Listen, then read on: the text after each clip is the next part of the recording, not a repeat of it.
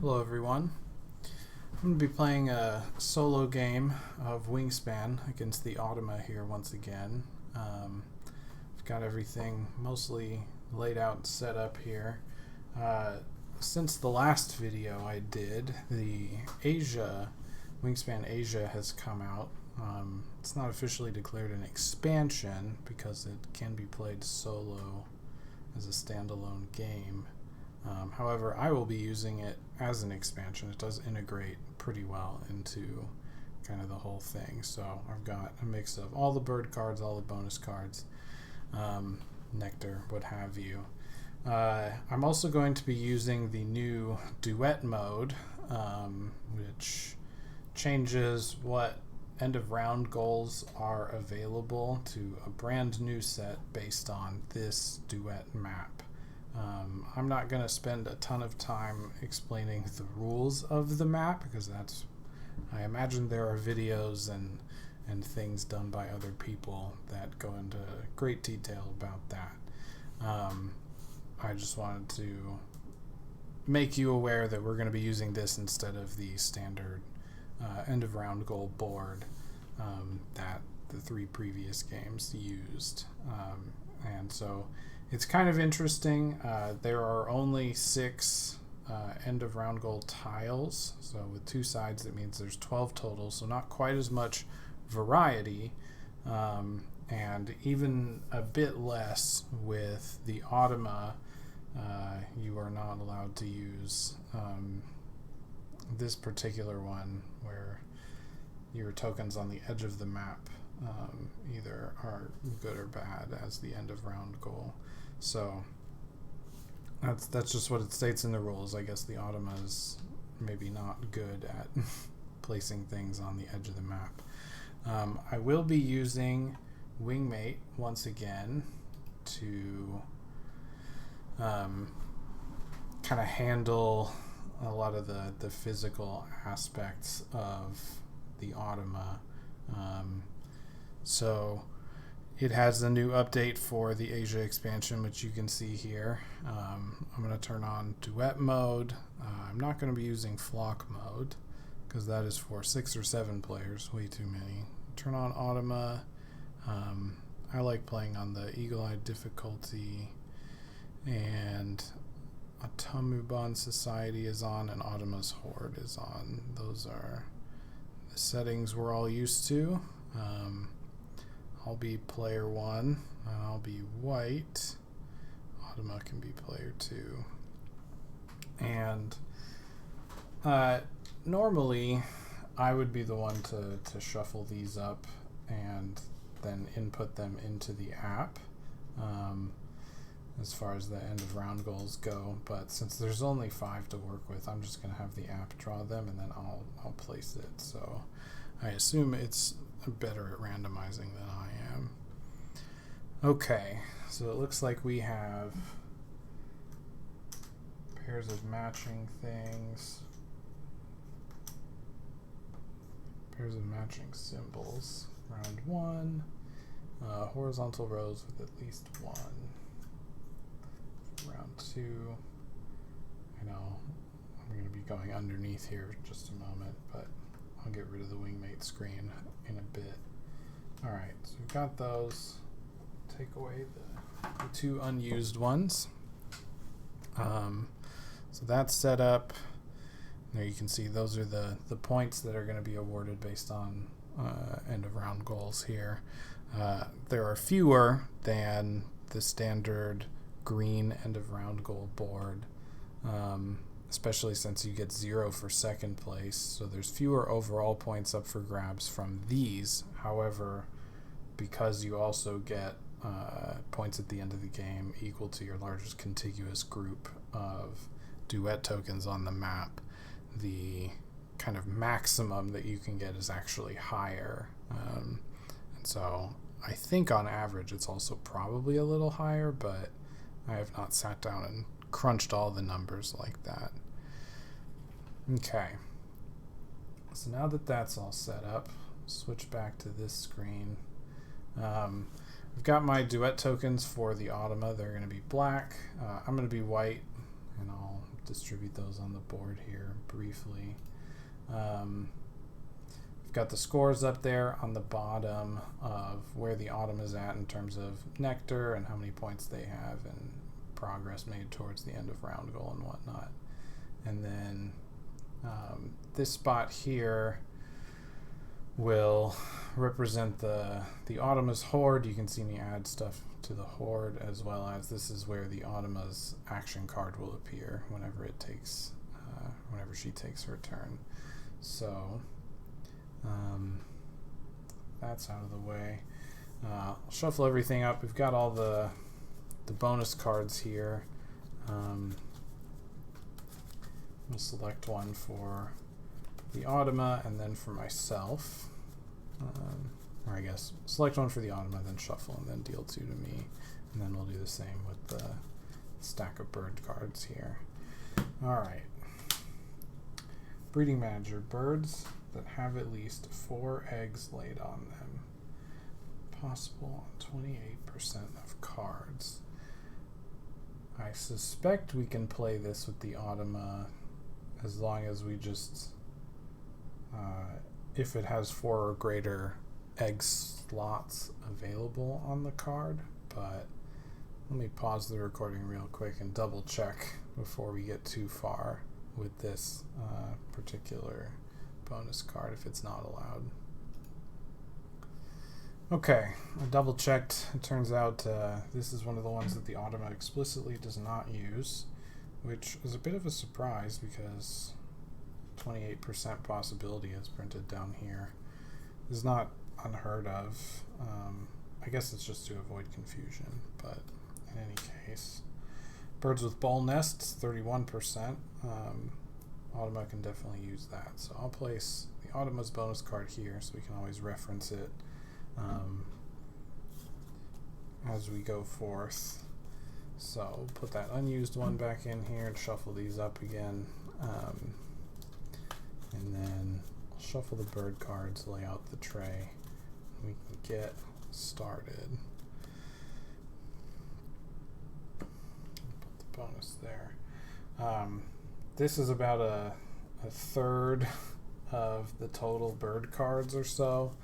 I didn't feel like bringing all of them out. I did shuffle the whole stack pretty thoroughly and then grabbed a random piece of that for the stack that we'll use for this game. Hopefully we don't need more than this, but it's always possible. I've got the rest of them nearby in the event that it's required to get more than what looks to be like 100 or 150 cards for this game. So we shall see how this goes. Alright. I'm just gonna stick that over there. Alright. 1, 2, 3 for the tray. Got a nice little thing that came with the Asia expansion to put the bird tray on that's not too obtrusive. A lot of the more three-dimensional trays, like the plastic one that comes with the original game, where some of the other stuff are a bit unruly. Adjust my light so we get less glare on those cards. I should have tested that beforehand, but easy enough fix, I think. Uh-oh. Really bumped the camera. Let me fix that real quick.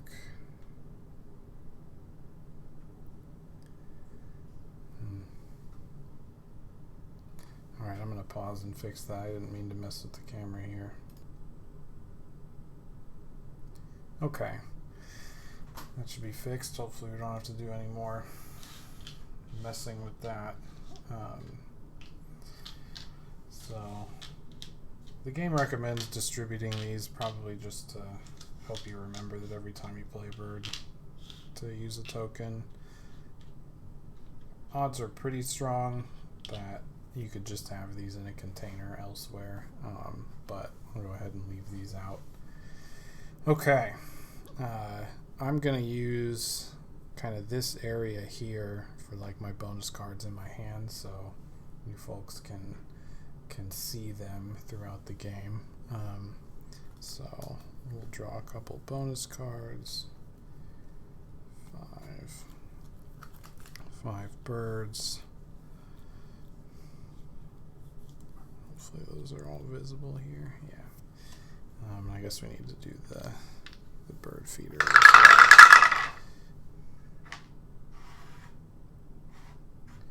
Not a ton of nectar, but decent spread as long as I don't demand fish. Okay.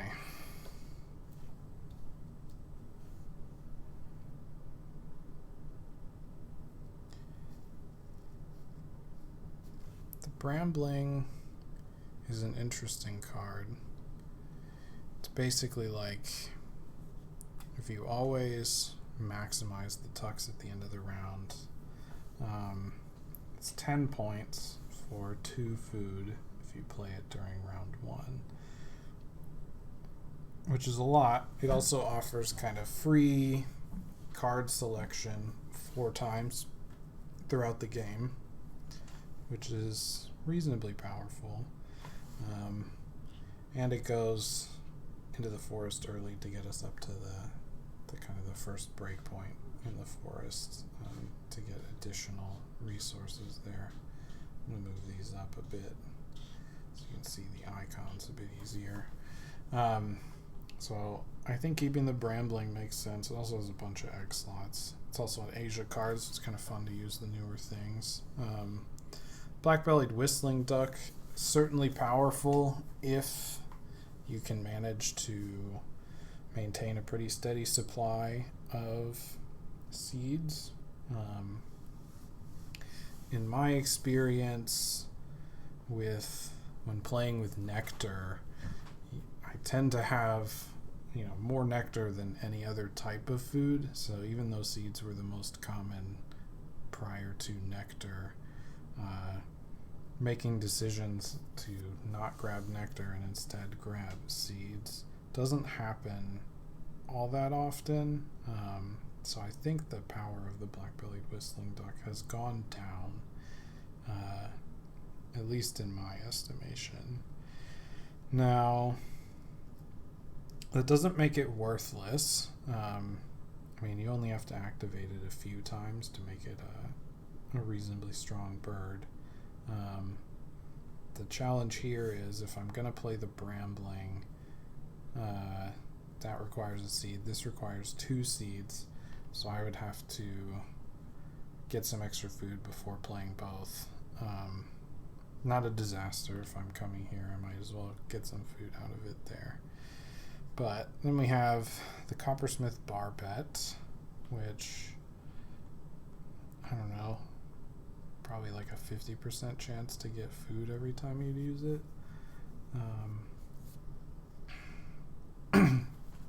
One of the downsides, or potential downsides maybe, is that in order to get fruit, the only face of the food die that has fruit on it is one of the nectar ones. So you'd be taking nectar out of the bird feeder in favor of a usually weaker food type.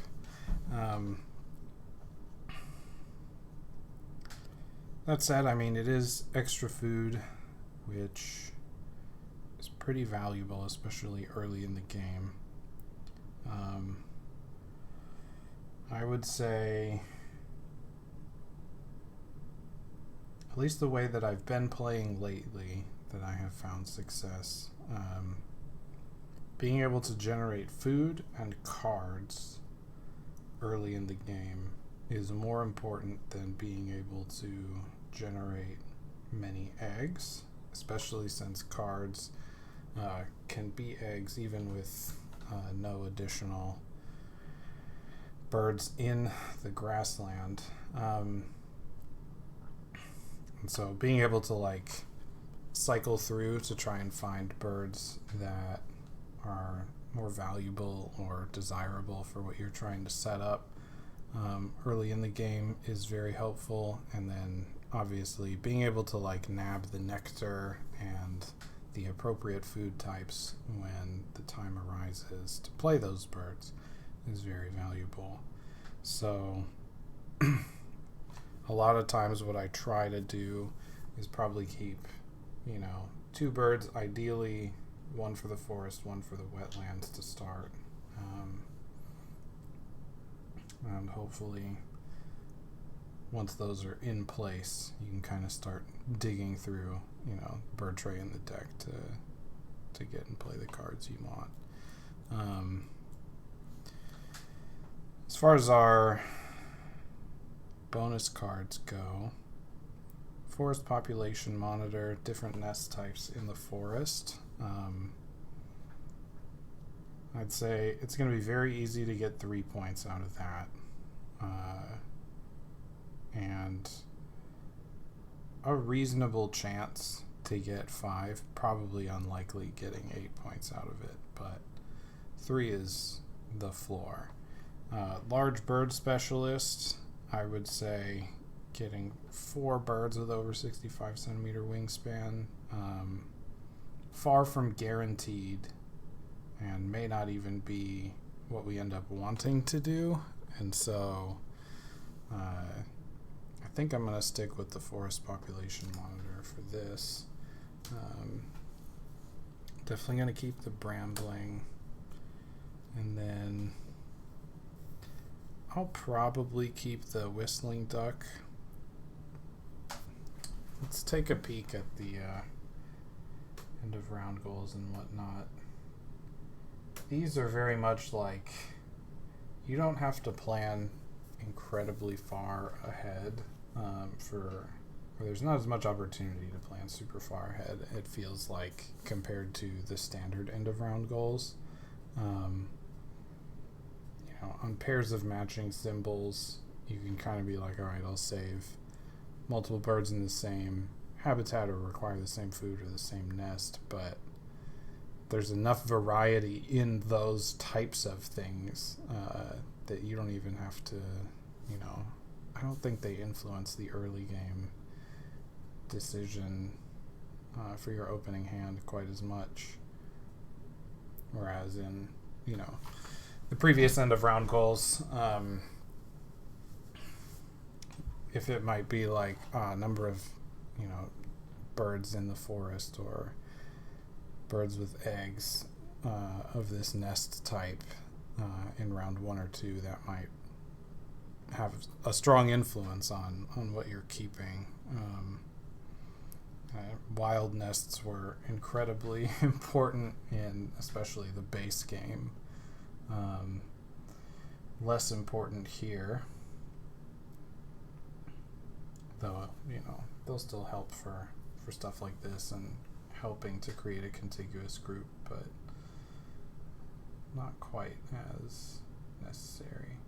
I'm also looking at the birds in the tray here. The ibis bill, certainly worth a lot of points, and it does give you resources back immediately. So even though it costs 3 food, you also gain a food right back, so it's sort of like costing 2 food. Downside is when you're playing with Automa's Horde, this is going to give the Automa a full point by giving it a card and a food, which adds up to 1 point. So it's really only like a 7-point bird plus a card, but for 2 food, not the worst. I don't think it's important enough to delay playing birds on the early turn to grab it before the Automa can mess with it. It's worth noting that there are no birds in the tray that the Automa strictly desires, so if the ibis bill, let's say, had a bowl nest, then we may want to pick it up so that the Automa doesn't get an 8-point bird if it were to draw it. But okay.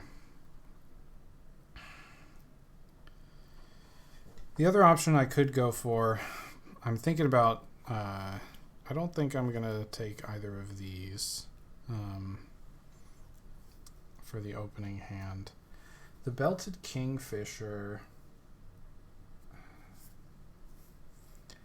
Having pink powers against the Automa is kind of useful. Like, the Belted Kingfisher in a multiplayer game, probably not as strong, just because some players don't play very many birds in the wetlands. Gaining fish might not even be desirable. But what's interesting about the Automa is, like, it just triggers all of your pink powers. So if you stack up multiple pink powers, normally in a multiplayer game, they will trigger at different times. But with the Automa, they will all happen simultaneously. So I haven't gone super deep on pink powers against the Automa too often. Most games I probably don't even play any of them. It's possible that the Belted Kingfisher, unlike turn 1 or 2, will be good enough. It might get us, like, let's say 3 or 4 fish throughout the game.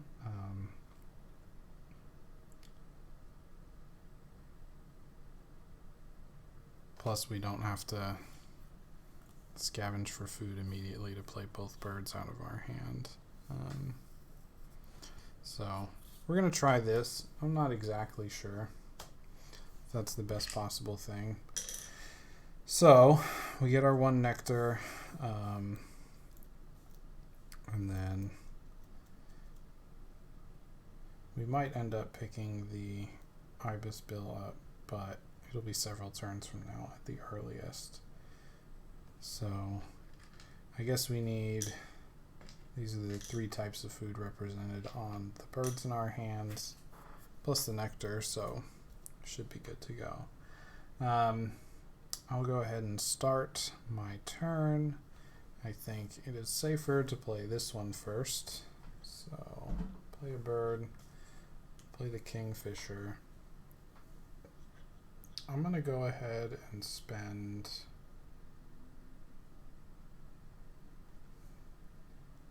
it's always an interesting decision. Where do you spend the first nectar if you don't have to?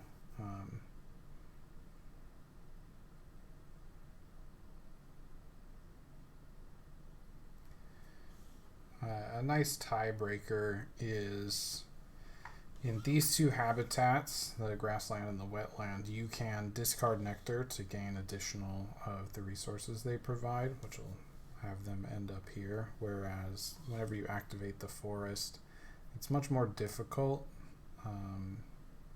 to place excess nectar in here. You can do it in columns 2 and 4 if you want to reset the bird feeder, but I'll be honest, I don't activate that much. You're not gaining an additional resource for the nectar, whereas in these you are basically swapping it for a resource. So I think odds are we'll want to put the nectar up here because we'll have other opportunities if we're desperate to spend nectar down there. So I'll spend a fish and an invertebrate to play the Kingfisher. And we'll place our first thing on the Duet map. Much of the time in the early game, it makes sense to me at least to use the free resources that you get. So in the wetlands, the only one that we could get for this is the fish, which would be pretty hard. Well, kind of interesting here. So we could do that and draw a card. We could just immediately draw the ibis bill, which we could use towards the pairs of matching symbols because they would both be fish. It's worth noting that I spent an invertebrate as my wild food, so it is also possible for me to place one on the invertebrate there. And the ibis bill is also an invertebrate thing.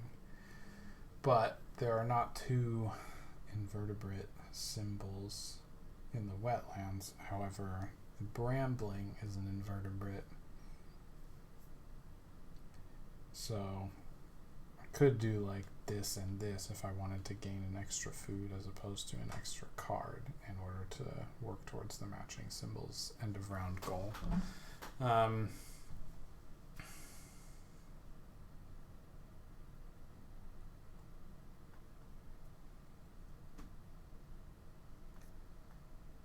think I am interested enough in drawing the ibis bill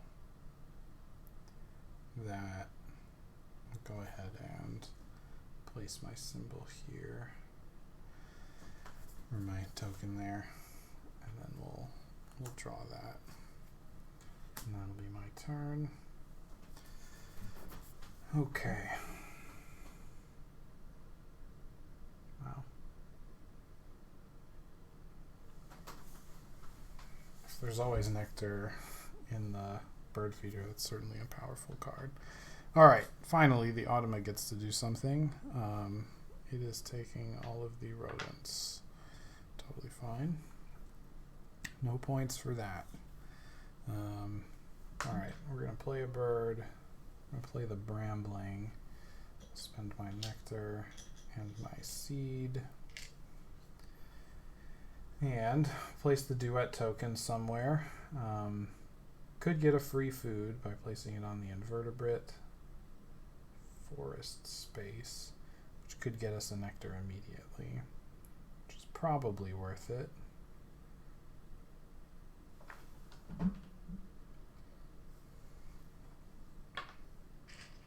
Okay. Let's see what the Automa does. Resets the tray. No lorikeet for us.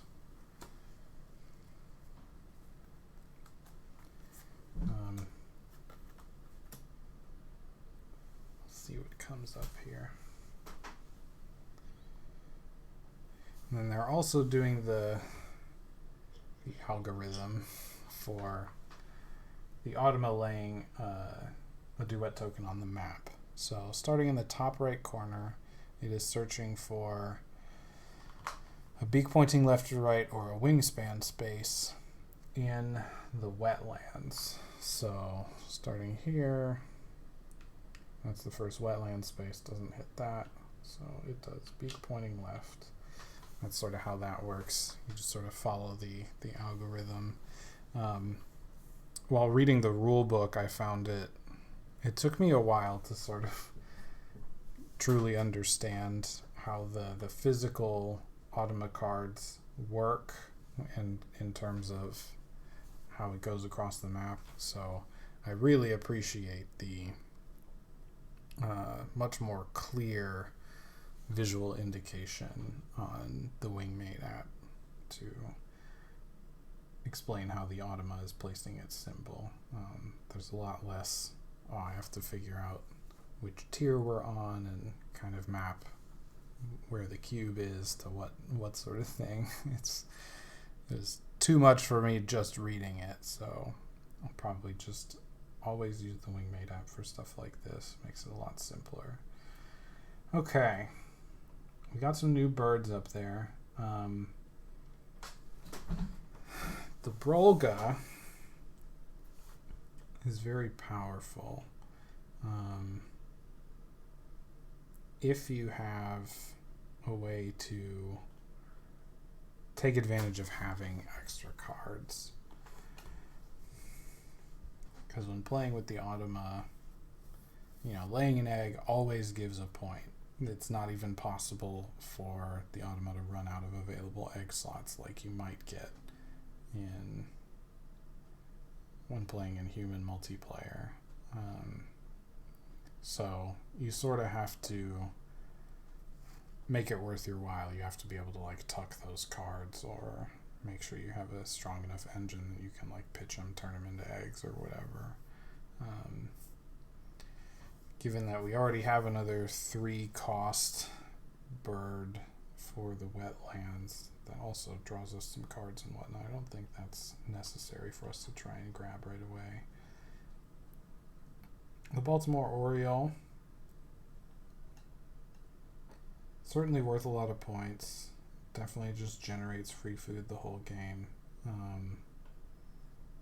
Pretty decent. Easier to play now that Nectar exists.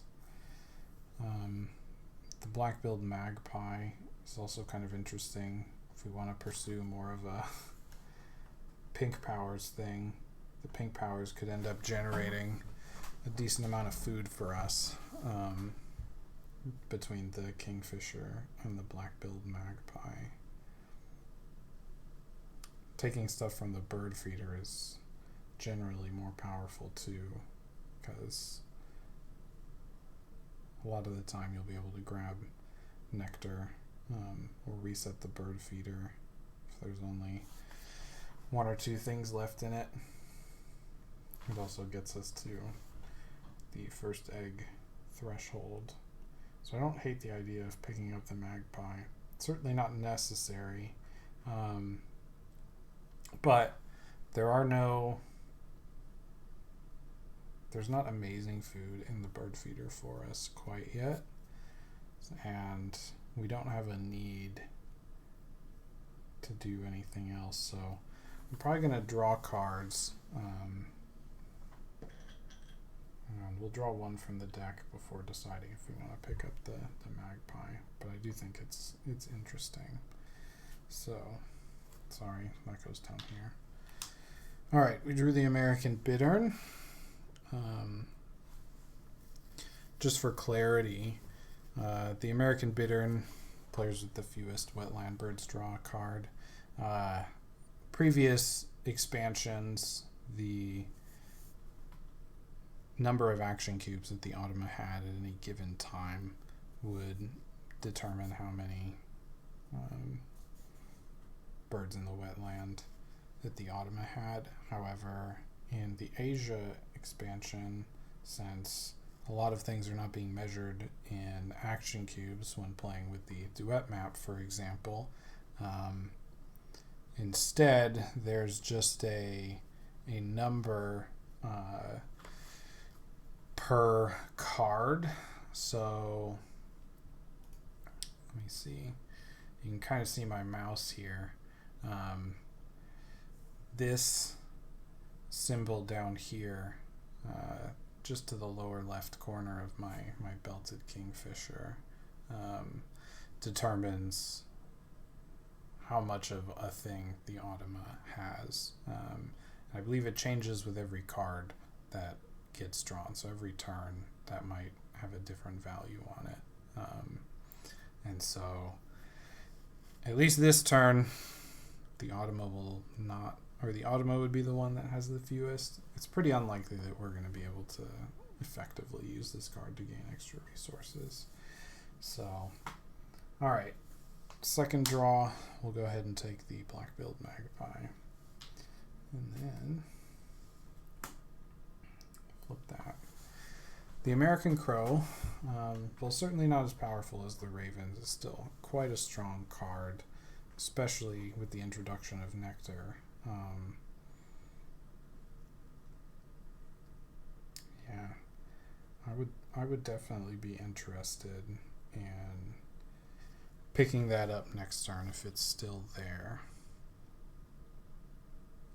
Something I should have thought about, but I didn't, is the fact that the Baltimore Oriole has a star nest and is worth 9 points, so it could get picked up by the Automa here. Okay, it didn't, but our American crow also leaves us, so we'll see what else comes up. Alright, and then it places a Duet map token starting in the lower right corner, searches for a food space in the wetlands, so gotta go all the way up to the invertebrate here. No matching symbols for either of us yet.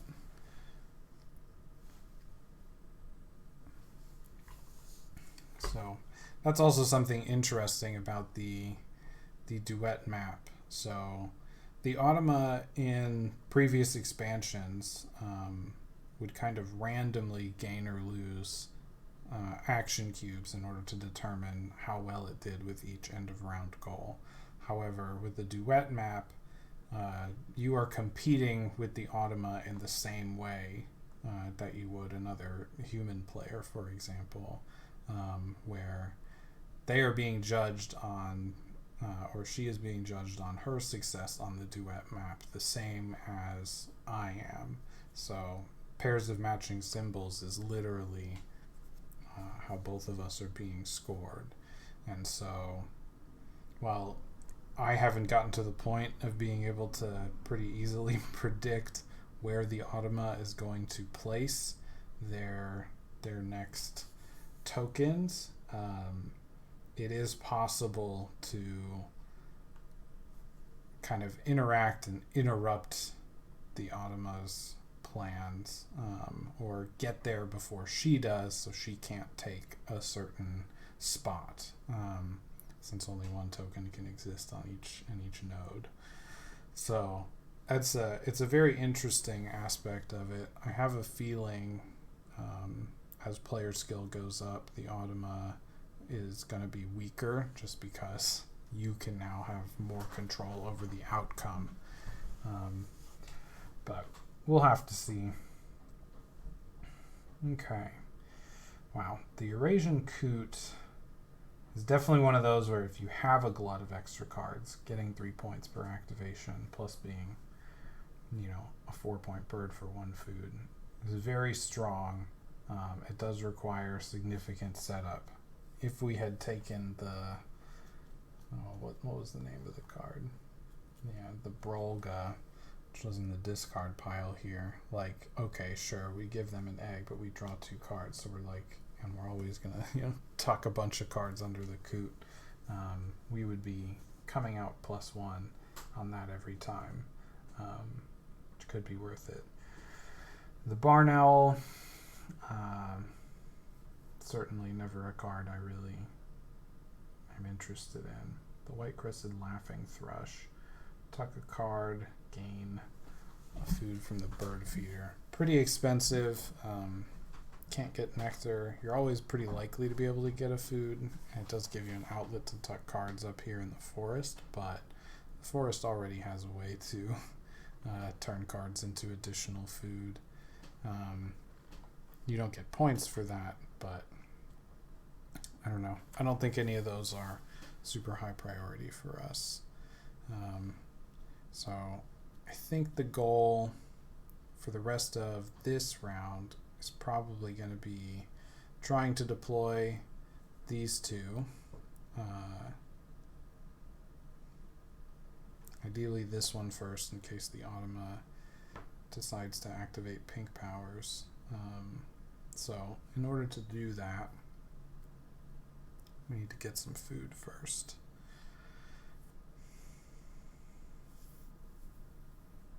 Okay, so let's just go ahead and do that. I will take an invertebrate here, since both of these can be invertebrates, and I'll re-roll. Any opportunity to snag nectar on a roll is usually worth it. Didn't get any this roll, but we'll go ahead and take one of these. Suppose I'll take another invertebrate here. Okay. Let's see what the Automa does. They decide to take a bird card.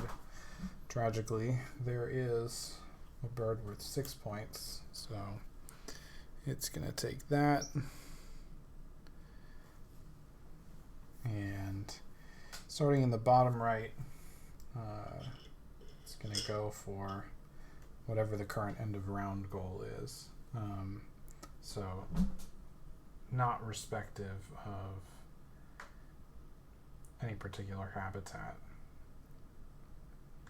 Alright, so pairs of matching symbols. So in our case, that would either be an invertebrate or a beak pointing left. Worth noting that beak pointing right and beak pointing left are not matching symbols.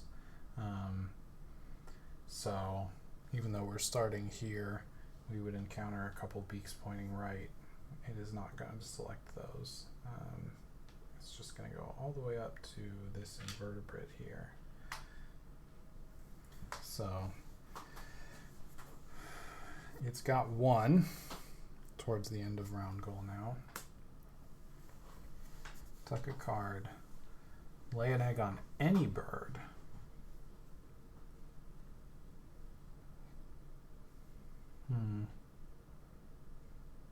Which is a strong effect. It's a better effect if you could play it in the wetlands. I don't think it's necessary for us to pursue immediately. So let's try and get the magpie down. 3 turns left. So we're going to play the magpie. And when deciding whether to use the nectar here,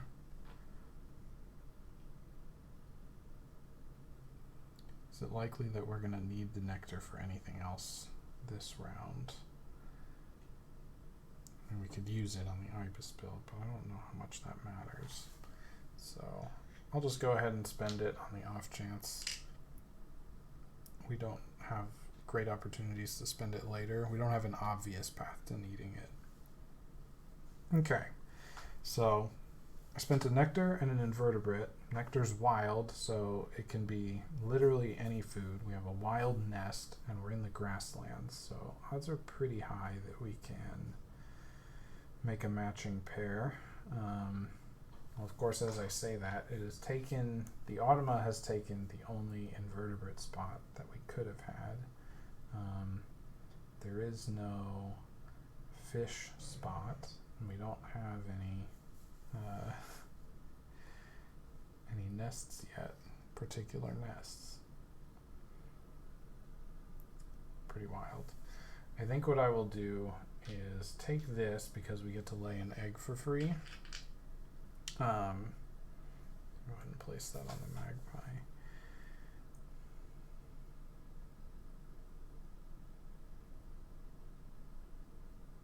Yeah.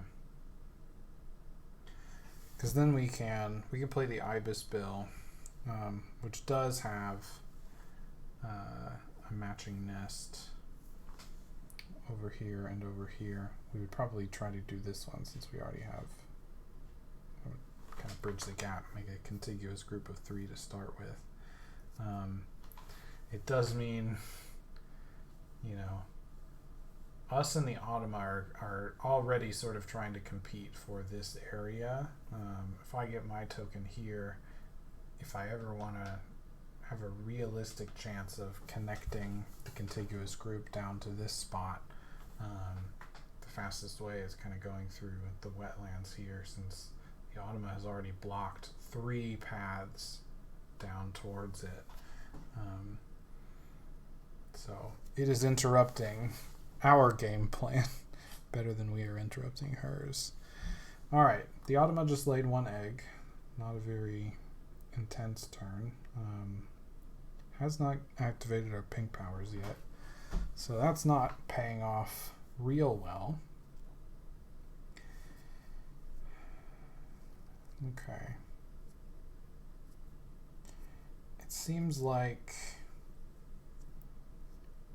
we definitely want to get food. No matter what food we get, we will be unable to play the ibis bill. So I guess I did get punished for the nectar thing. I didn't think it through quite far enough ahead. All I had thought about was like, oh yeah, the invertebrate can be spent on the ibis bill, but it's also possible that we will get a pink powers activation from the Automa, which will definitely get us a fish. Could get us, another nectar or something like that. I am tempted to wait 1 turn.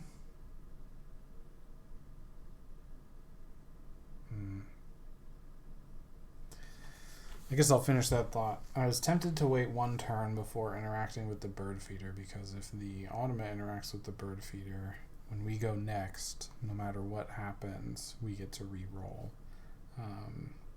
So we'd have first dibs at a fresh set of dice. But if the Automa does not reset it, and it doesn't activate our pink powers in the next 2 turns, we will be unable to play the Ibis Bill, and we won't have any matching pairs for round 1, which we don't necessarily need. It is only 2 points, but it would be nice. It's also possible that the Automa is going to end up with 2, so it may not even be worth us competing for it. I'm going to try to get a little lucky and not go for food right yet. We're just going to draw cards. Part of me is interested in the coot, especially if we can end up with birds that do a bunch of extra drawing. But let's go ahead and draw one off the top first. Got the European bee eater.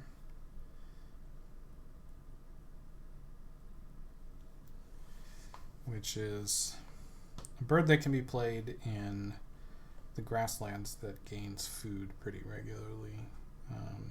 That said, I don't think we're going to be at a loss for food this game. I'm going to pick up the coot. It's possible that we don't end up using it, but the ceiling's pretty high on it, I would say. Okay. Automa's turn 6. Aha! Look at us getting a little lucky here.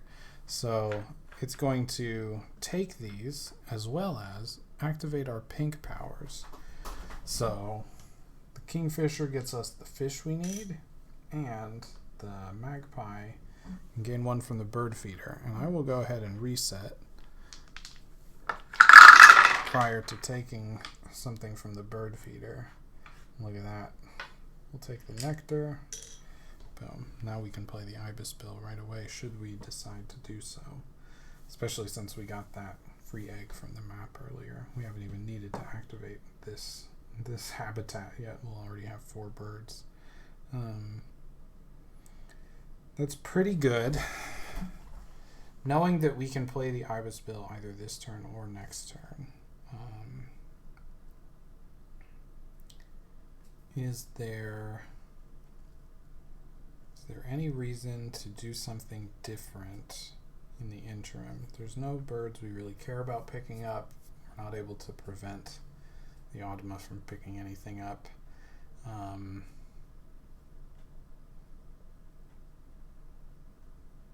Can't really work towards our bonus card at this moment. Could just draw a couple more fresh cards first. Having additional cards in hand would not be bad for the coot. We can almost certainly pitch our whole hand over the course of the game as long as we get that dude in play.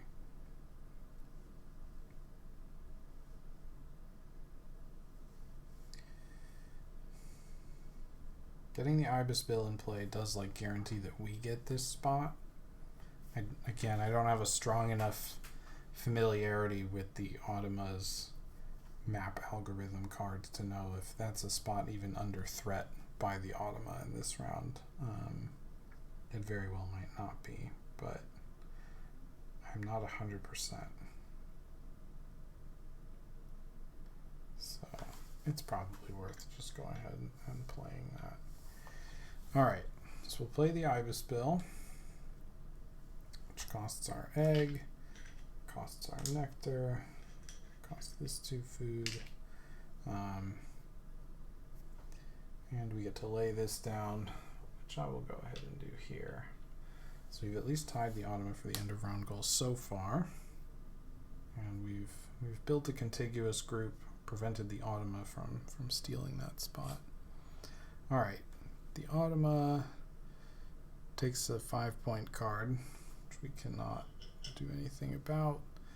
Alright, and then starting in the top right, they are going to make another matching pair. So there's, oh shoot, suppose before we do that, I need to do the Ibis bill when played ability, which I nearly forgot about. We all draw one from the deck and gain an invertebrate from the supply. I'll have to adjust the Automa's Horde here in just a moment. And then I draw an additional one from the deck. So I got a Wilson Snipe and a Painted White Start. The Snipe is not bad with the Coot. Painted White Start, certainly a good source of food generation, but only worth 1 point. It does have a different nest type. Could be worth playing. The Wilson Snipe is all players draw a card, and so it is giving the Automa 2/3 of a point, and if we always tuck that extra card or are able to, it gives us 1 point. So we're only gaining, 1/3 of a point for each activation out of that, compared to our opponent. So not incredibly strong, but it is 5 points for one food. Not the worst. We might consider that, but okay. So I gotta do this map logic. From the top right, they're gonna make a matching pair, which I guess it has to be beak pointing left. So I think the Horde lets them gain this, but I'm gonna pause real quick and check that. Well, I guess before I pause, let's remember to give the Ibis Bill stuff to the Automa, so she gets a card and a food. So up to 3, which is a full extra point. Okay, let me check on whether the Automa gets a token from the map food. Alright, I have consulted the rulebook, which states that the Automa will never gain any bonuses when placing a token on the Duet map, so don't have to give her any Horde tokens for that. Alright, so final turn.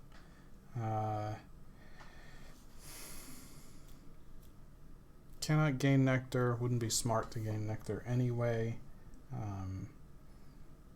We could either draw some cards or gain some non-nectar food or lay some eggs. We do already have the ability to play Wilson Snipe with the food that we have. There's also an opportunity for us to get free food from the Automa anyway. Plus the end of round goal is going to let us draw 2 fresh cards from the deck and put our 2 worst ones behind this. So it feels like probably just laying eggs makes the most sense. It's the resource we're most likely to need coming up. Okay. I don't think for us it matters where these go at the moment. Let's see what the Automa does on her last turn. Man, yeah, there was almost no chance. No birds meet the requirements, right? No bull nests. Okay.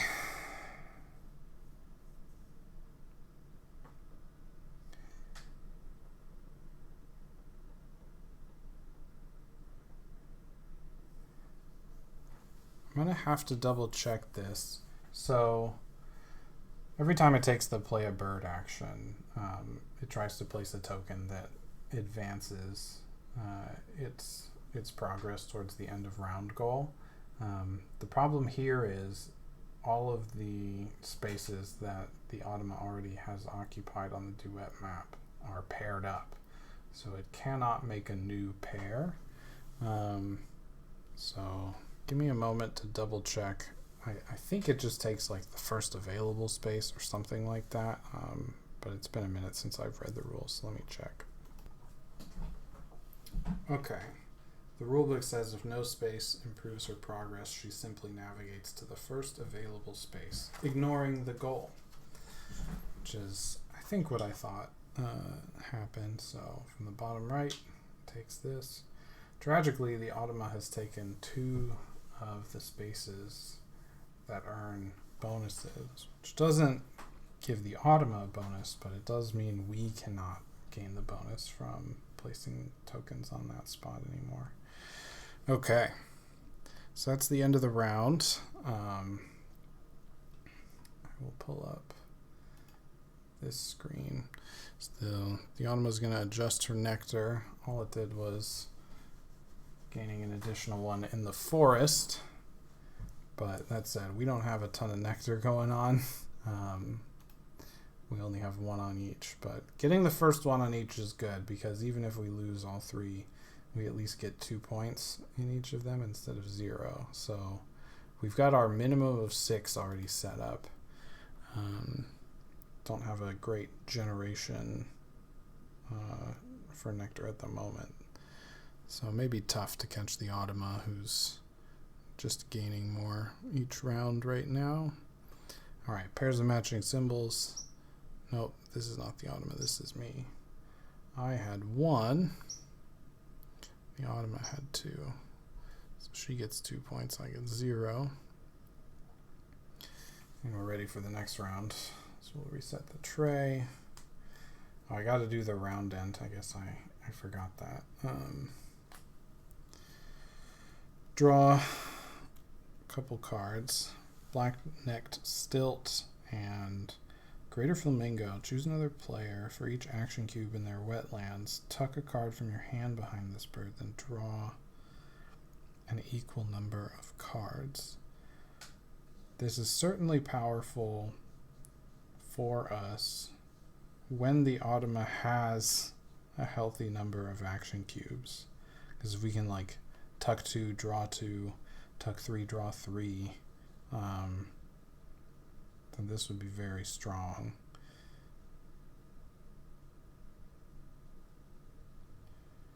But so we can see, oh, I guess I have to adjust this.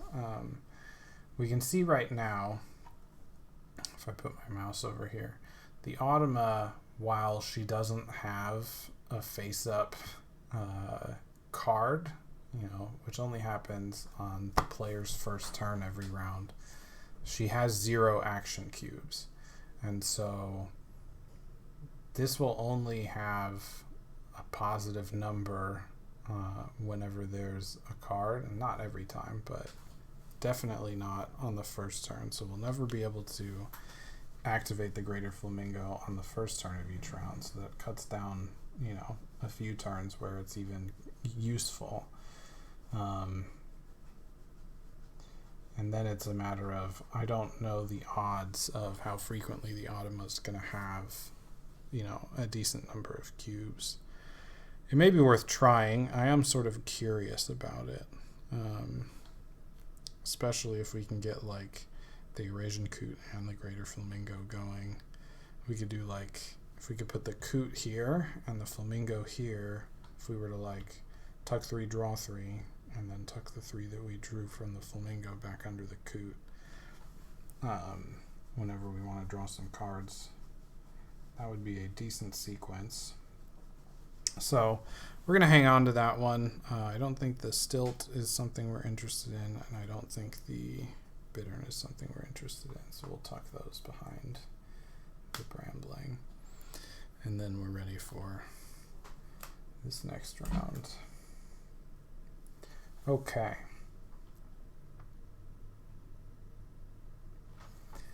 So Crimson Chat is interesting. It basically turns your food into points every time you activate it. You do have to have excess food.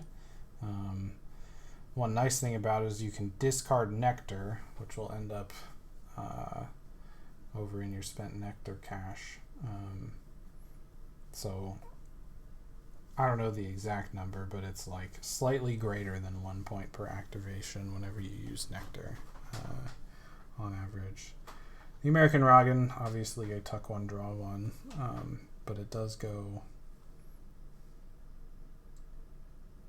in places that aren't the wetlands.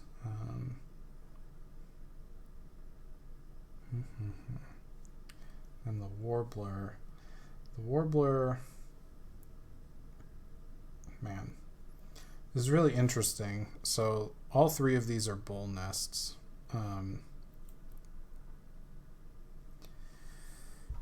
We don't want the Automa to draw the Warbler for obvious reasons. It would be ideal if we could force the Automa for a turn to draw the American Robin,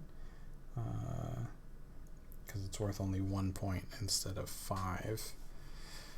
There's a chance that if we, let's say we start this round by drawing 2 cards, we take these 2. A bull nest or a wild nest could flip up and we'd have no control over that. But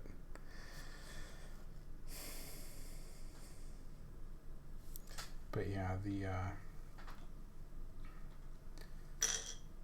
the bird feeder doesn't look super exciting for us right now, and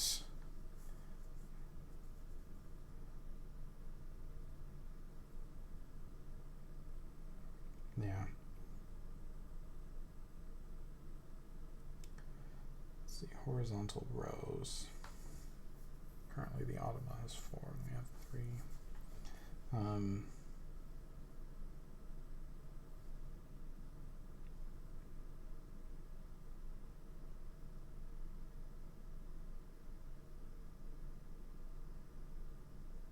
Might be tough to compete with that. We'll probably have to get 6 and tie.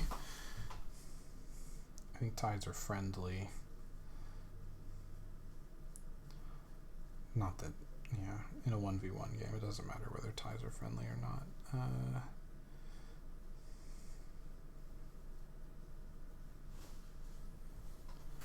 It is possible, I guess, for us to get 6. We'd have to play 3 birds this round. I don't know. I'm kind of interested in trying to, restrict the Automa a bit. So, let's draw these 2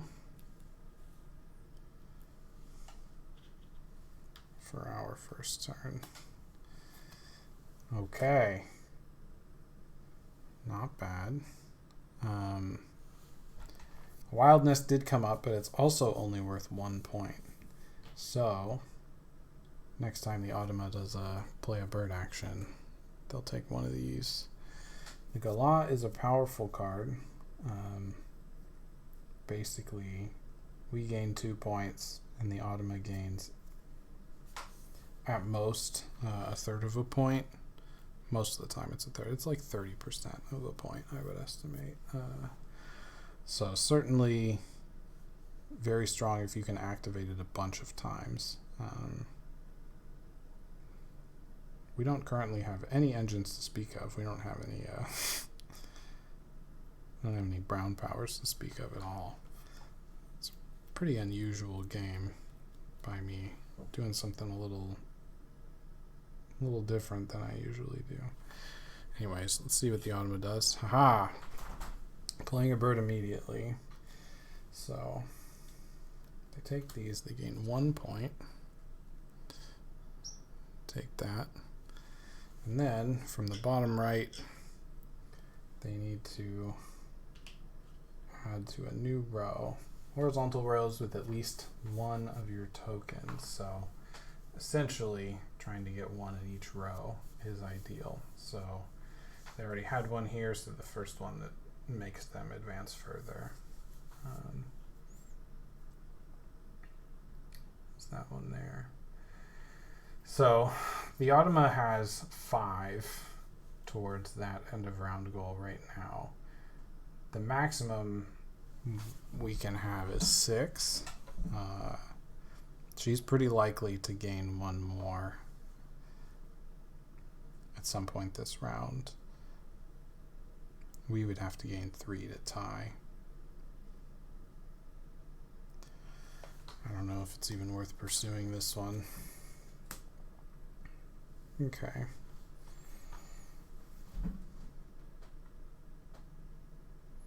So the stubble quail is nice if you have a bunch of extra food. We're not currently doing. The barred owl, I would say, is a pretty good bird to have up here.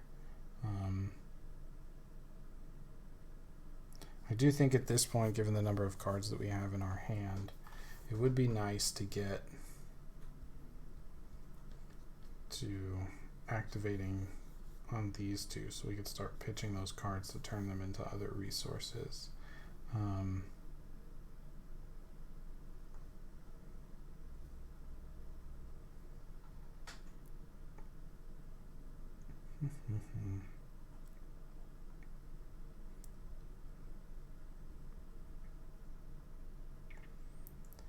I may try picking up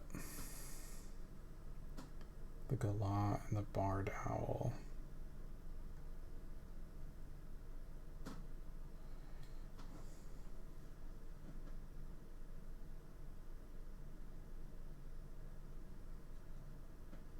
I guess I have to start thinking about, like, am I going to have enough time to play those and activate them to make them worth much in this game?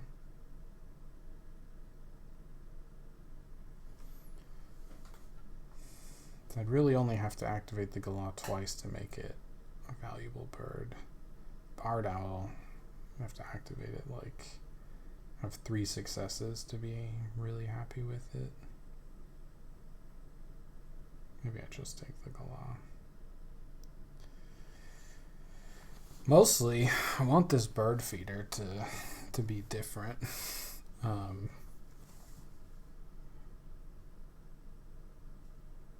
had some minimal luck on the bird feeder. Also, the Automa is not giving us the activate pink powers as frequently as I really want it to be.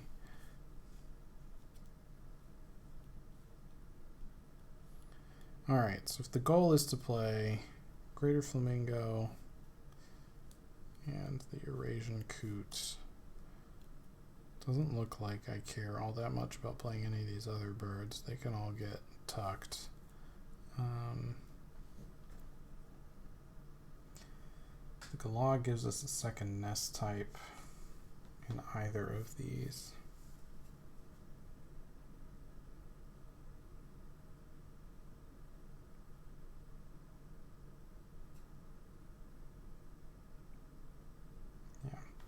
Alright, I'm going to spend one more turn drawing cards. Let's draw one from the deck. Northern Mockingbird. That can be pretty sweet, especially if we get this like flamingo going. I would love to get that set up. The galah is also a very powerful candidate for doing that stuff. Okay.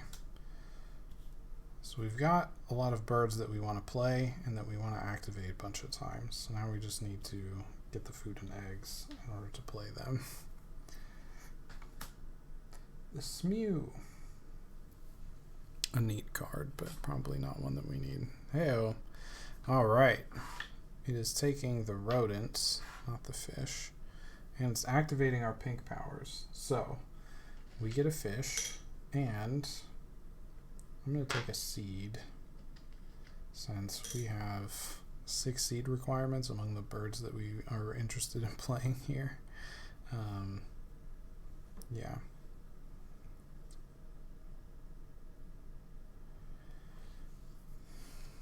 Okay. I'm trying to like pay attention as well to how many action cubes the Automa is having. Currently has 1. Doesn't necessarily bode well for our Greater Flamingo.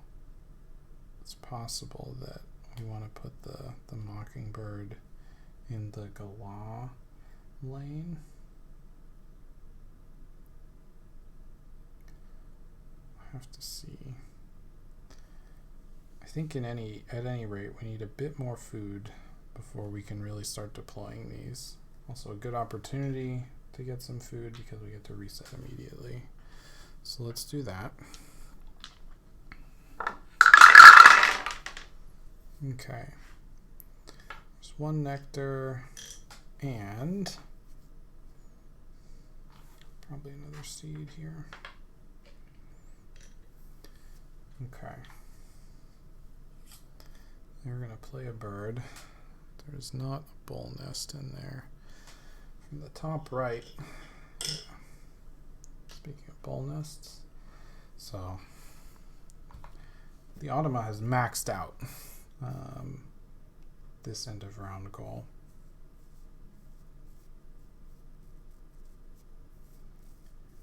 Looking towards next round, they currently have 2 in the grasslands, and we have 1. If I were to, let's say, play the galah and the mockingbird into the grasslands,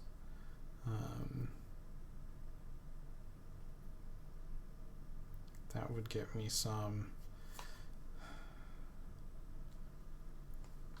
I could also get free eggs out of those plays. But it's more likely that I would want to get these 2 spots for the best chance of trying to connect my groups. The Automa's done a very strong job of threatening a big contiguous group here.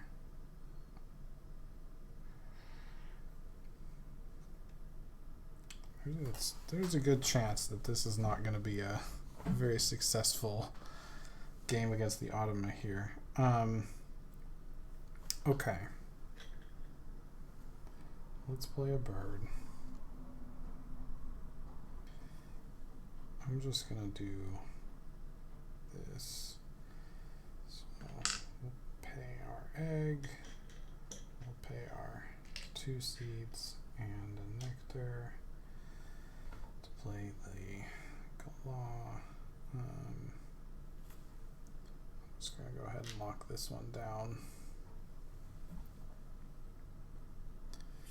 Alright, the Automa just gained some eggs. In order for us to play the mockingbird, we need some more food.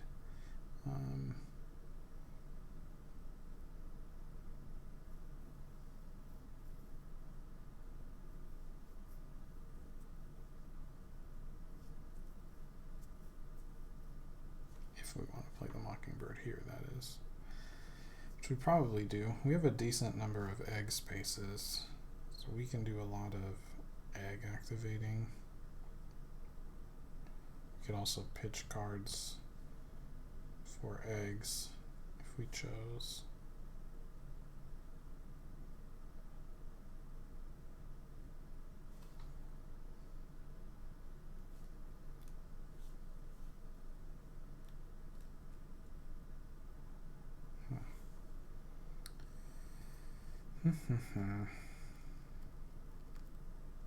Definitely want to get another nest type up here. At least 1. It's 3 free points.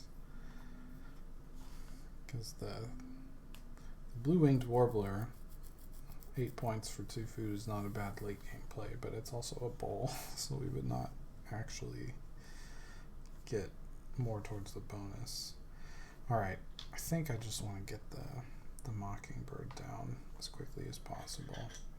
So let's gain some food. We'll take an invertebrate and reset. Alright, we did get some nectar.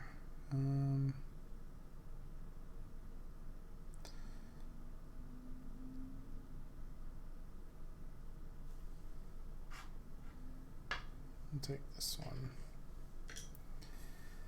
Alright. It's going to reset the tray, which is fine by me.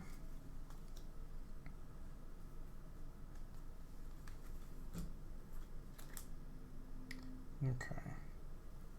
There's a low point bull nest, so none of those birds are terribly interesting to us. It's going to lay a Duet token, bottom right into a nest, in the grasslands.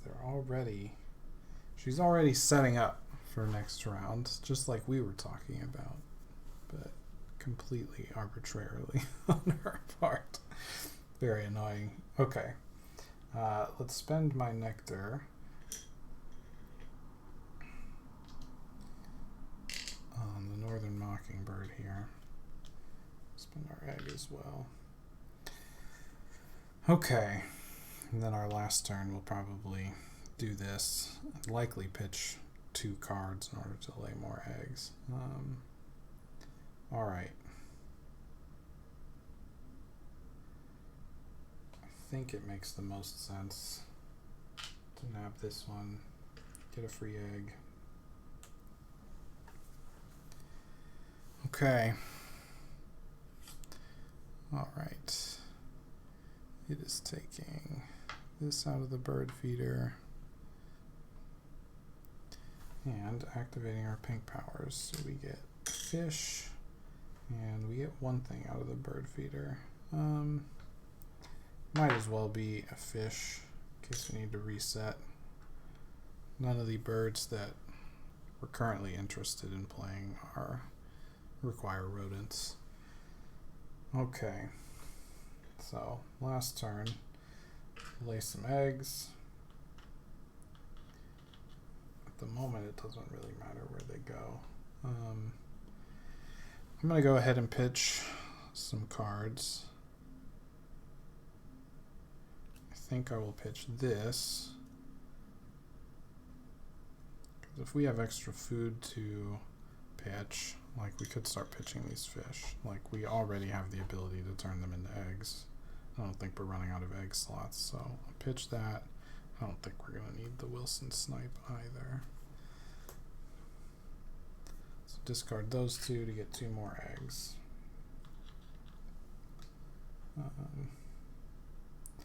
I'm just going to put them on the cards that don't need to be tucked to make it physically easier for me. Okay. We are going to activate the law as a repeat.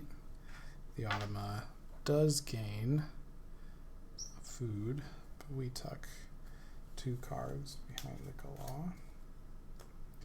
And then we'll do it again.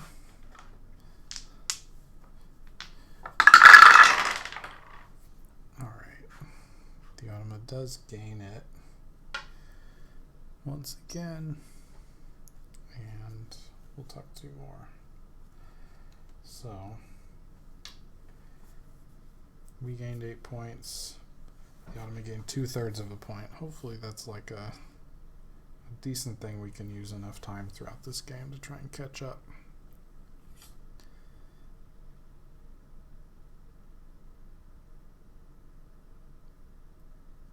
Looks like I accidentally skipped an Automa turn at some point here. Let's see. 1 does meet the requirement.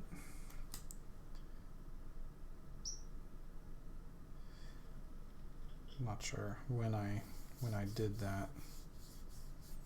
It was video evidence, so I'll have to review the tape at some point. Or no, I'm mistaken. I saw turn 6 on the screen here, but that was before I flipped the card. This is the Automa's last turn 7. Sorry. Okay, we're all good. Top right, horizontal rows. So it's already maxed out, so it's just going to take the first available space in the top right there, which is good for me because it's not contributing to the contiguous group. These 2, where it has just like, oh, I've already crushed the end of round goal, hopefully means they're not getting extra points in addition to that. But okay. Now we get to do the Automa's spent nectar. Gained 1 in the grassland. There's a chance we can compete here, especially if we hang out here and want to pitch a bunch of nectar.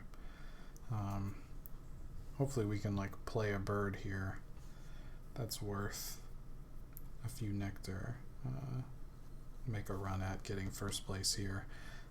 It feels pretty unlikely that we'll be able to make a run at getting first place on, sorry, you guys can't even see. I was talking about the grassland row.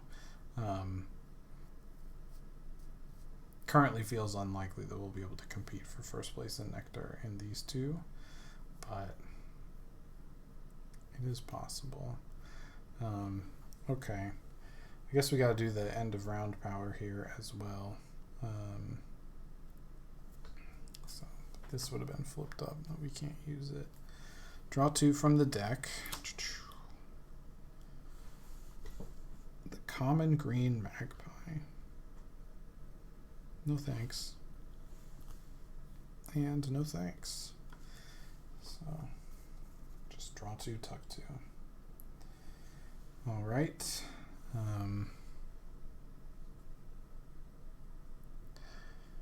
Horizontal rows with at least 1. We only had 4. The Automa had 6. Definitely crushed us there. Next round. All right. Reset the bird feeder. Tragically, would love to have the twite hanging out there for the Automa to grab. Maybe we'll find a new one. We did not. Oh boy. Double-crested cormorant. Discard a fish to tuck 2 cards behind this bird. We are getting a bunch of extra fish thanks to the belted kingfisher. I did see on that last turn that the Automa had 3 action cubes, which would make the greater flamingo enticing. Would be even more enticing if the double-crested cormorant were also in play at the time that we activate this. I have a feeling the number of action cubes that the Automa has goes up on average each round, so yeah. Alright, well, there. I gotta do this. I'm a little bit off on my physical mechanics here. It's slower than the last time I played. I think talking and playing does that. We're just gonna pick up a couple of nectar here so that we'll be able to play whatever it is that strikes our fancy here while that opportunity arises. Oh, look at that. Automa's taking this, and then we are getting yet another fish, and we get to reset the bird feeder for our black-billed magpie. Maybe get another nectar. Incredible. Take this one, I guess. All right. The Automa has 1 action cube. So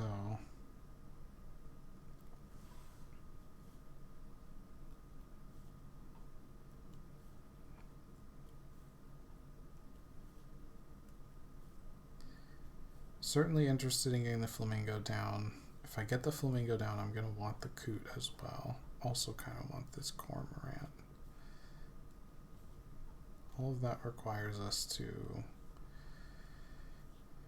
use the draw cards activation some number of times, though. Are we going to do that when we have this going on?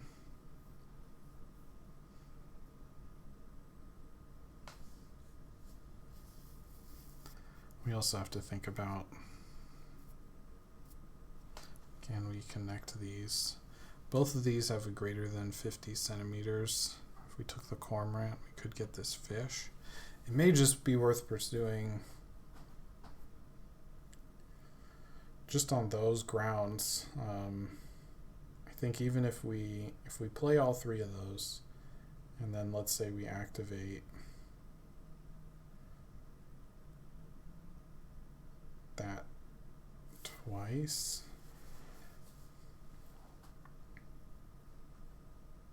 probably end up being worth it. We don't necessarily have to play the coot.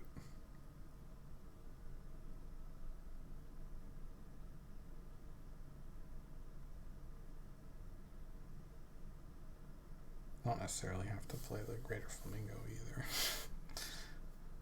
Maybe just the cormorant is good enough.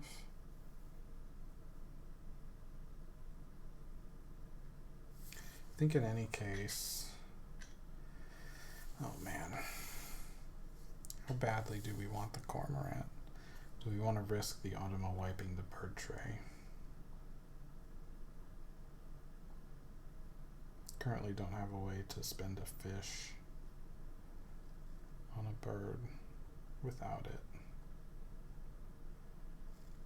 But it's also one of those things where it's like, I'd rather get the flamingo in play before I next activate so that we can generate some extra points.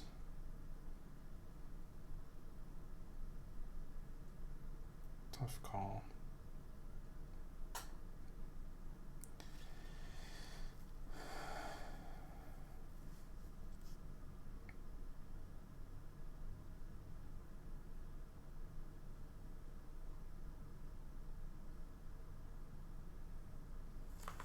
Okay.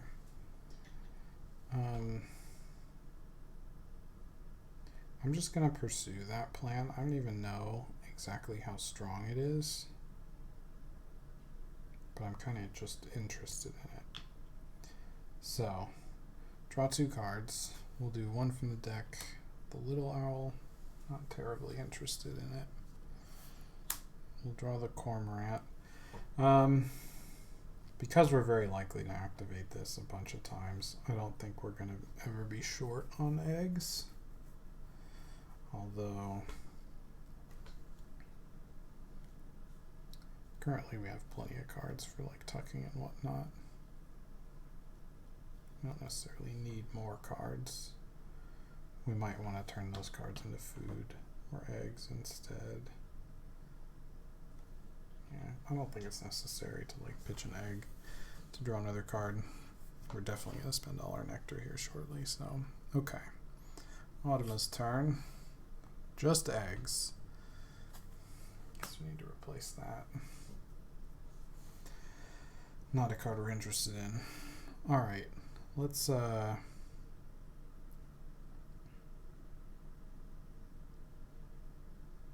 Automa has 2 action cubes now.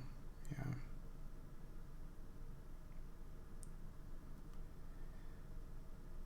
I think what I want to do is I definitely want the coot to the left of the flamingo. The cormorant doesn't matter where it is.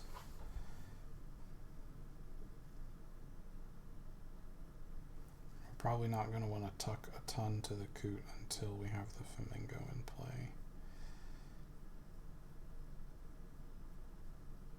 How likely are we to want to activate this before these are all deployed anyway? Pretty low.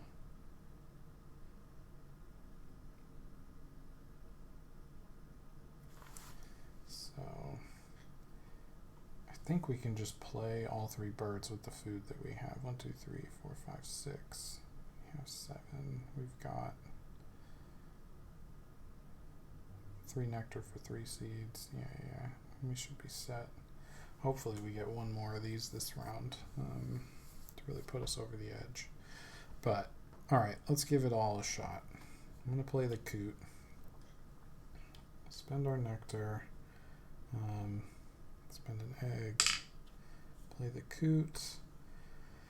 In this case, it's we'll do the Wingspan. We can't get any free resources out of it. So, 50 plus. Good enough for me. And we did.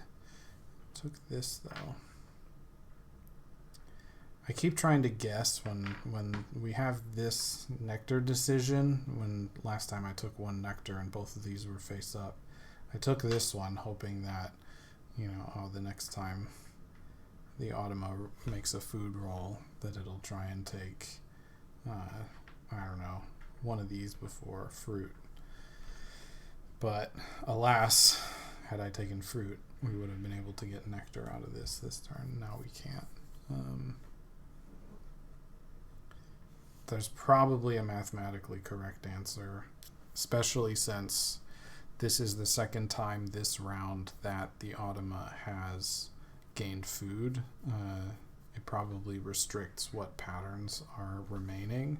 I just don't have them memorized, so slightly punished if we lose by some small amount of nectar or whatever. That'll be a place to point to. Alright, it took those. We get to activate our pink powers. Let's do this, and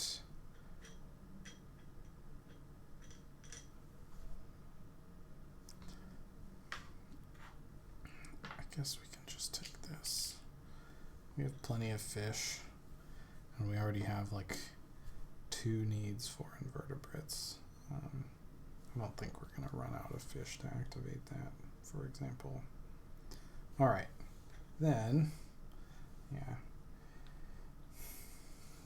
This Automa card only has 1 action cube, though, tragically. Okay. Play the Greater Flamingo. Spend these for our 2 seeds. An invertebrate. And 2 eggs. And we'll get to... This one's not fish. But...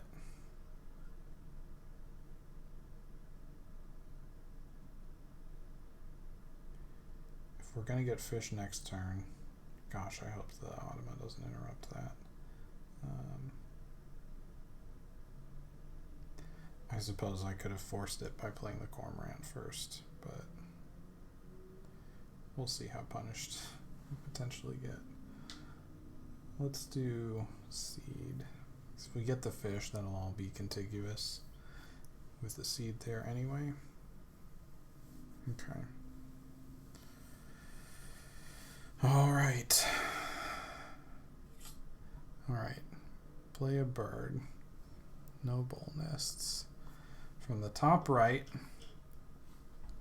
it's going for grassland, so it'll end up just there, which is fine.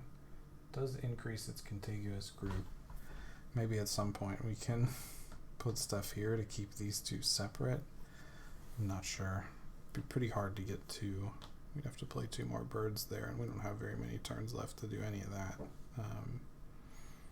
Okay. Play the Cormorant.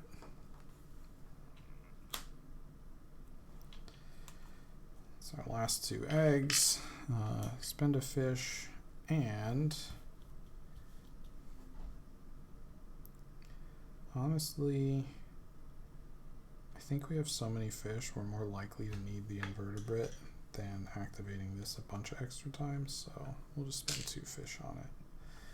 And then pop that down. Okay. Automa's last turn gained eggs. The Automa has 1 action cube. So if we chose to activate here, we would only get to tuck 1 card and draw 1 with the Greater Flamingo.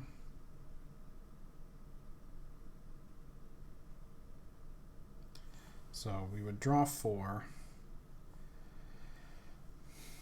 tuck 1, 2, 3, 4, turn this into 2 points, 5, 6. It's worth 6 points, and we do get to see 7 new cards. And at this point, we still want a bird to play up here. Hopefully something that's like a new nest type. You get like 3 bonus points plus whatever it's worth.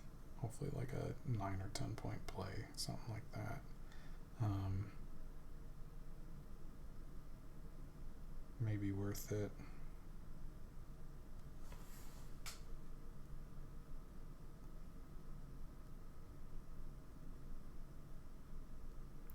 We're also going to get to cycle some cards from the Brambling here anyway.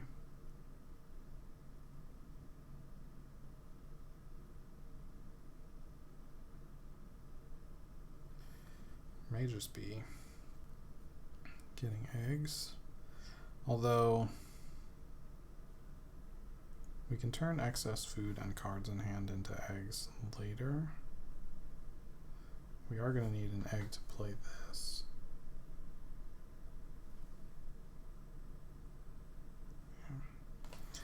Alright, let's just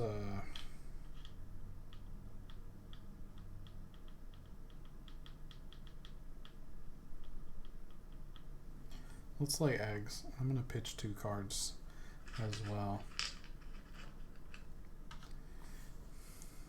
Alright. 2, 3, 4. Pitch 2 cards. Alright. And then we're going to do the Galah twice.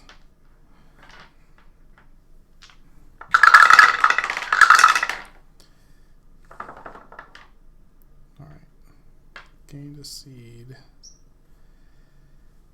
We get to tuck 2. And then we do it again.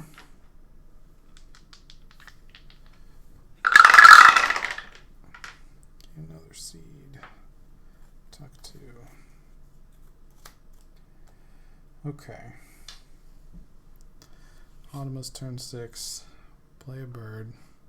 Nothing has changed. Alright. They are going to play another in the grassland. Tragically, making a big contiguous group here. It's rough. That is rough. Okay. End of round. Draw 2 from the deck.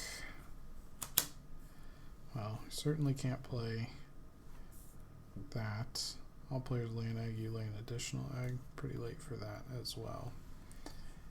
Uninterested in both of those, so we'll tuck them. And we'll adjust the spent nectar. 7, 8, and 6. Rough. Pretty unlikely for us to do much of anything on that front anymore. Yeah.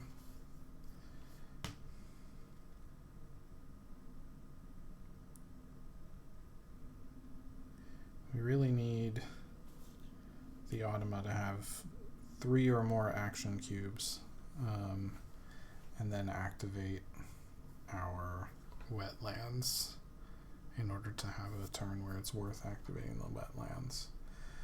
Okay, action cubes duet tokens. We have 3. She has 6. Not even close. Getting demolished here. Okay. Nests is the last end of round goal. Currently, she has 1, 2, 3, 4, and we have 1, 2.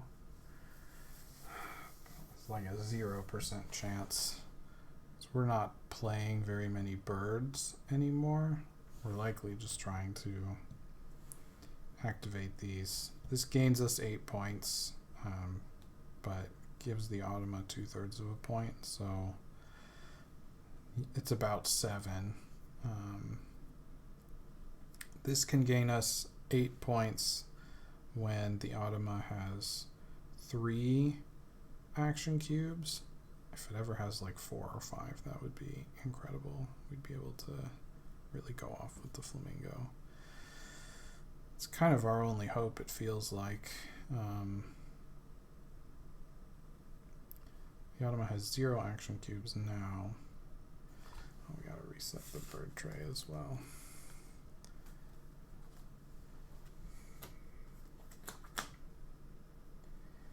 Alright, none of those go in the forest. None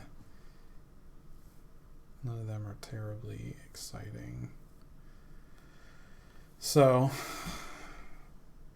I think we just want to gain eggs.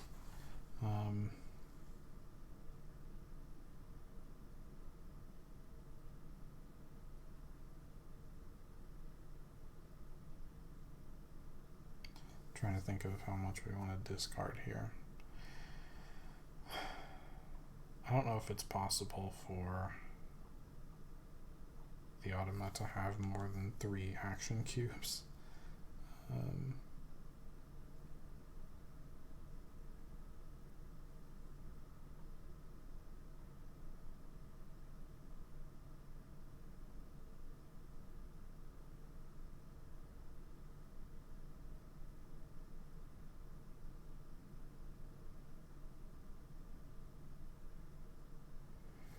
Yeah. Definitely never playing that. We can pitch that. Are we ever going to play this Warbler? It's 8 points for 2 food. I don't think so. So we can gain 8 points here.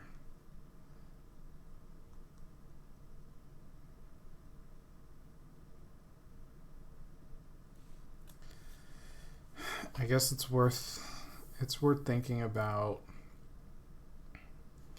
It costs an egg, which makes it a 7-point play, but it puts a token on the Duet mat. If we can keep it contiguous, that makes it an 8-point play again. It's possible that the Warbler might get played. We can't use it to like gain a resource. Can we? Yeah, we could get the less than 50 centimeters up here. We could also get invertebrate there, so that could keep it contiguous. So I'm going to do that and pitch a fish to get 4 eggs.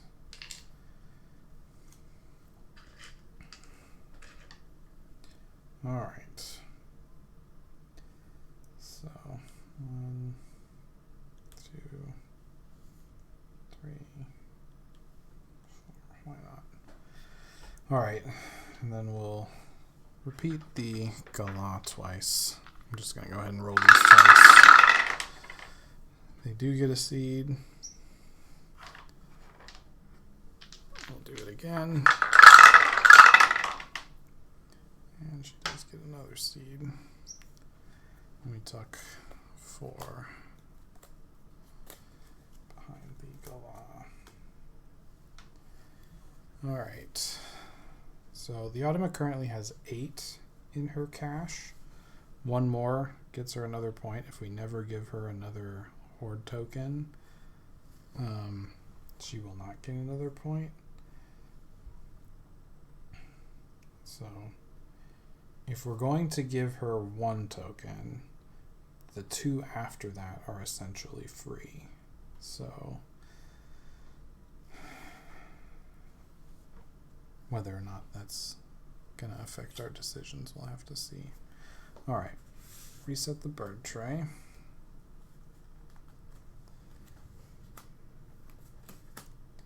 Okay. One of the uglier birds, Sri Lanka frogmouth, looked like it just woke up from a coma. And then the Automa is looking for food in the forest starting in the bottom right, which I guess goes there, which is good. Not part of the contiguous group. Pretty unlikely for it to even get there. Okay. It did not give us extra food. It only has 1 action cube.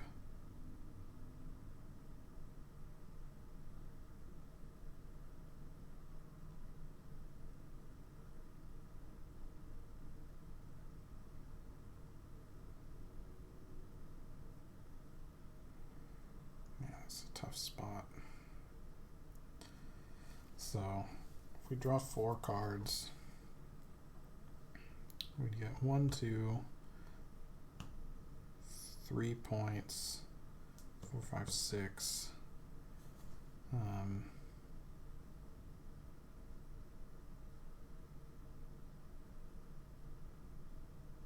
We'd have 2 cards left. So we can gain 6 points.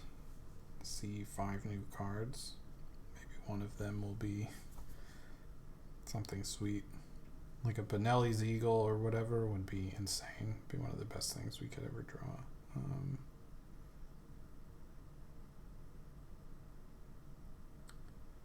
6 points. Yeah, especially since we don't currently have enough cards in hand to make 4 eggs here.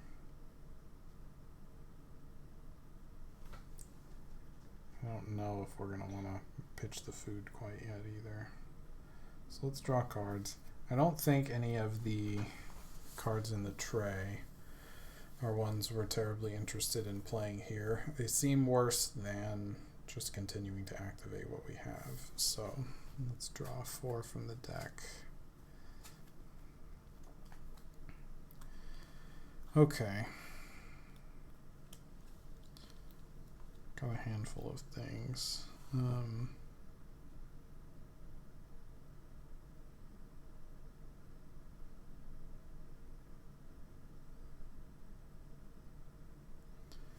any case, all right. Pitch a fish. Tuck 2 from the deck. Definitely. All right, Greater Flamingo. We are not going to play the Spotted Dove. They only have 1 action cube, so we get to tuck 1 and draw 1. Draw from the deck again. Drew the House Crow.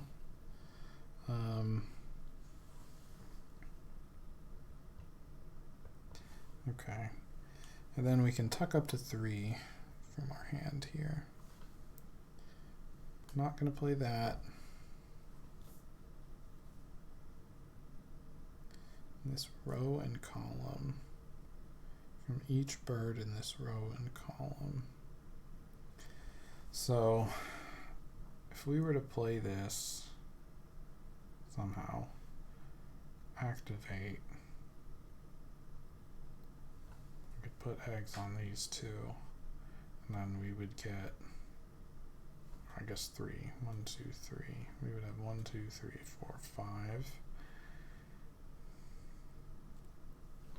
This is where we got to do a bunch of math. So in order to play this, assuming that the Automa does not give us the food necessary to play it for free, we would need to take the gain food action. We're very likely to get the food that we need to play this with just 2 dice. So gain food, play this, it costs 2 eggs, then activate. Those are our last 3 turns. And we're essentially, I don't know, it's like +7 over 3 turns that way, because this doesn't gain us any points. Playing this only gains us 2 points. And then we activate, we get the eggs, sure. And it'll gain us an additional 5 points with its game end power. I don't think that's worth it. So we're going to tuck that one.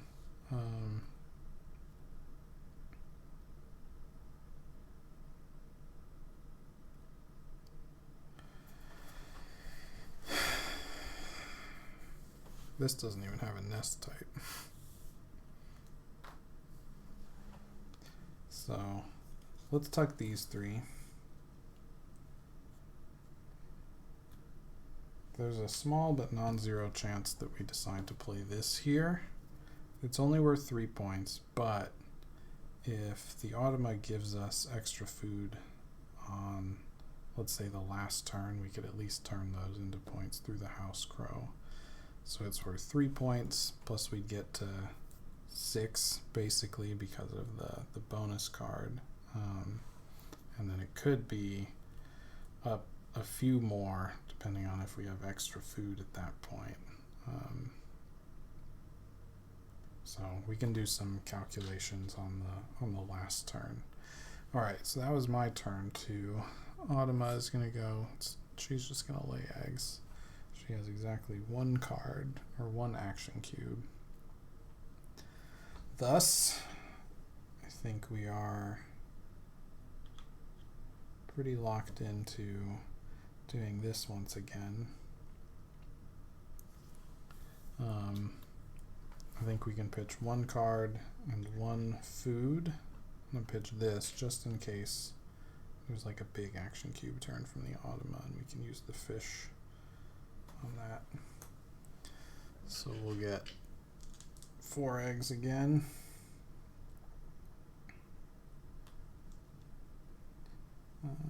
2, 3, 4. And we'll do the Gala a couple times. Alright, they do have a seed. And the second one, there is another seed. 1, 2, 3, 4. Gala's getting pretty tall over here. Alright, the Automa does give us some extra food here. What they take doesn't really matter. They will take these fish, that's fine. And we get to activate our pink power, so we get another fish, and I guess we'll take a seed, why not? Okay, 2 turns left.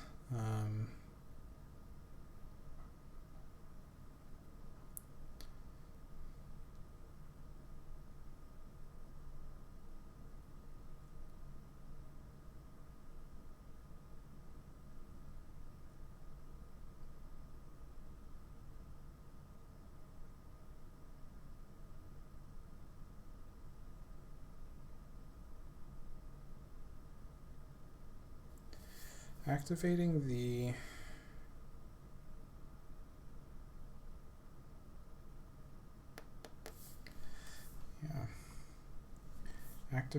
Gala. If they hit twice, the Automa gets an extra point because it's at 10 counters right now. It needs to get to 12 to get an extra point. So if I were to do this, and let's say pitch 2 food, I'd get 4 eggs, 4 points, but the Automa would probably get 1, very likely to get 1. So that's expectation is that's a 7-point play. If I play the House Crow and have my 2 food remaining,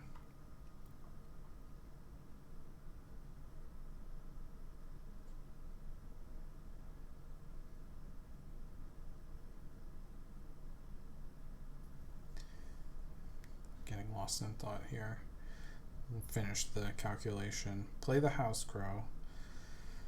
Pitch a food. I pitch 1 egg. So I gain 3, essentially 6 points from this combination. -1 for the egg, which is 5. And then at the end of the game, if I have 2 food left to cash on these 2, that brings it to 7. So both of them are 7-point plays. One of them has a chance to be greater than 7.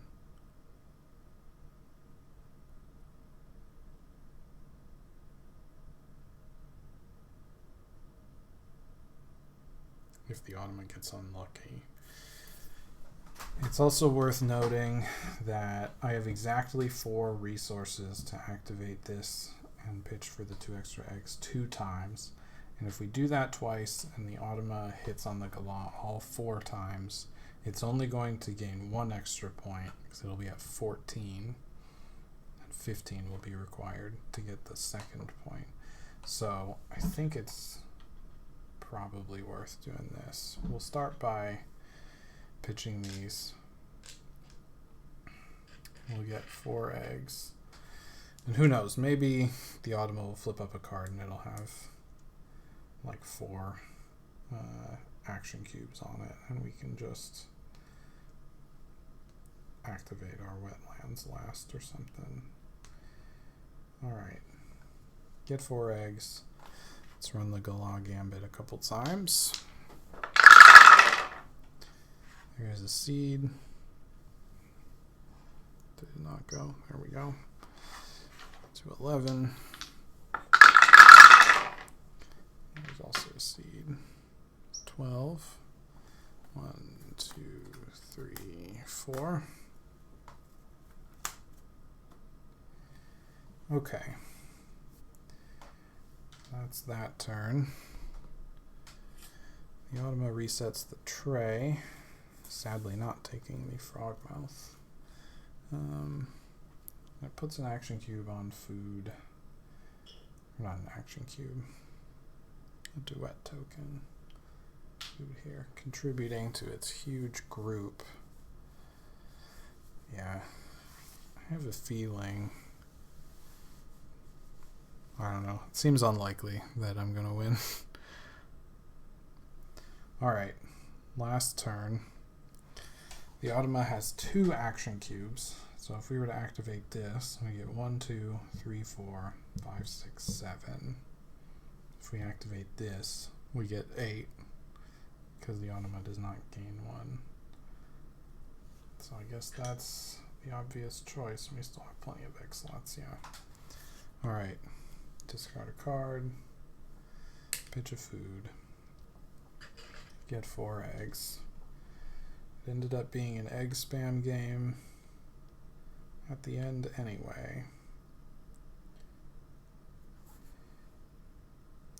Kind of interesting. Because of the way the Wingspan Asia rules work with action cubes, maybe this is much better in the base game or whatever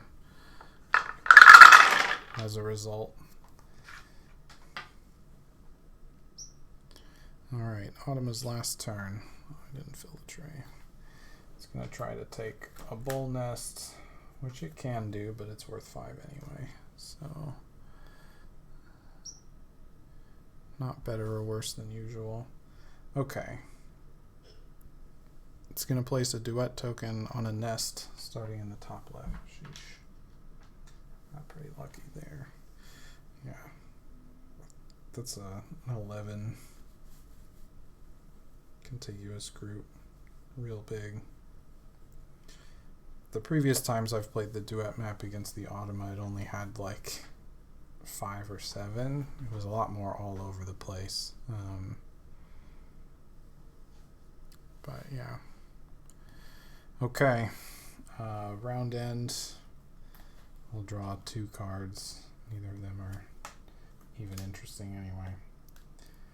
Tuck those 2. Then we do the Automa's Spent Nectar. Yeah, absolutely crushed us on Nectar. We never really got that stuff going. We were trying to do stuff down here anyway. Just repeatable powers. It's possible that I could have tried to get one of these engines up and running sooner. For the first like round and a half, we just ended up with no brown powers. Unclear. We'll add up the scores and see how we did, what the damage was. Okay, I'm pretty sure the Automa crushed me on this. 1, 2, 3, 4, 5. And then I had 1, 2, and that's it. Yeah. Okay. My Spent Nectar. I had 1, and then 3, and then 4. None of those are good enough anyway. Okay. Add up some points here.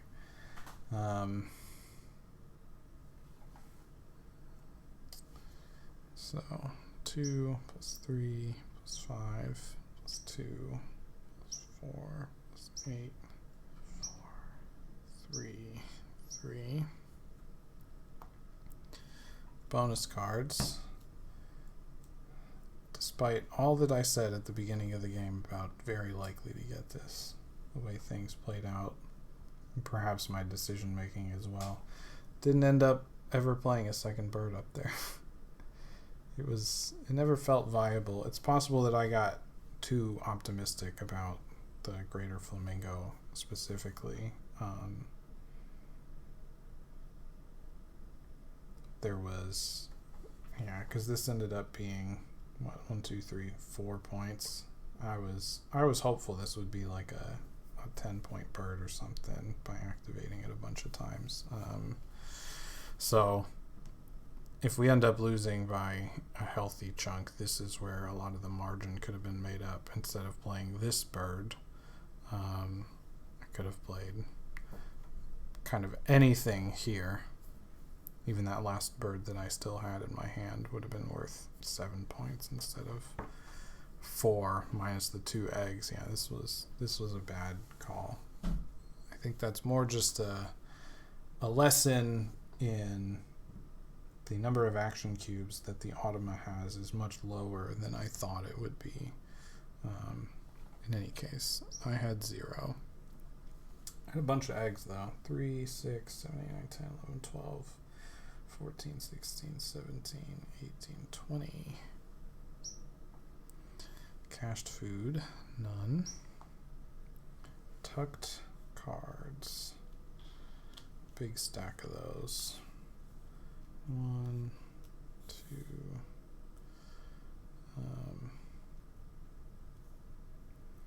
I guess there's a chance I need to take a photo of this at the end. So 1, 2, 3, 4, 5, 6. Do the galon lasts. 7, 8, 9, 10, 11, 12, 13, 14.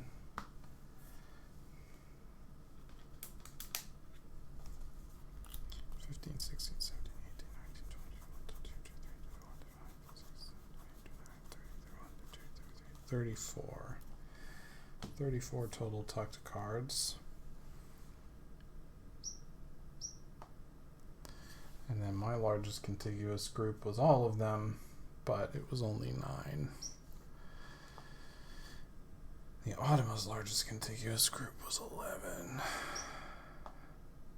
Yeah. So the final scores here. I got 103. The Automa put up 119. Yeah, definitely not my strongest showing. I think much of it can be attributed to the decision making. Certainly, like, my understanding of how good the Greater Flamingo was going to be was way off.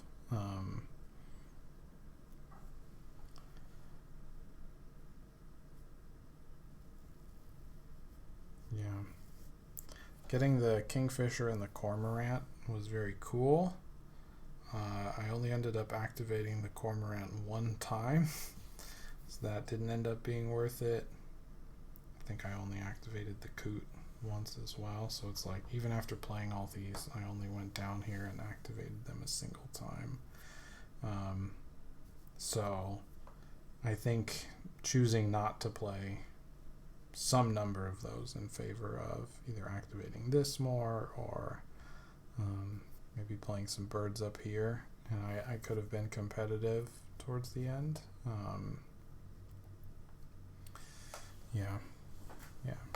I did, take a bit of a more, I would say, risky, a path that I have not gone down as frequently with trying to rely on pink powers to gain resources over the course of the game.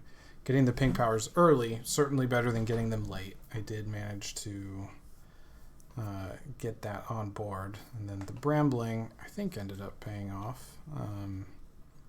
We activated it the full 4 times. So it was a 10-point bird for 2.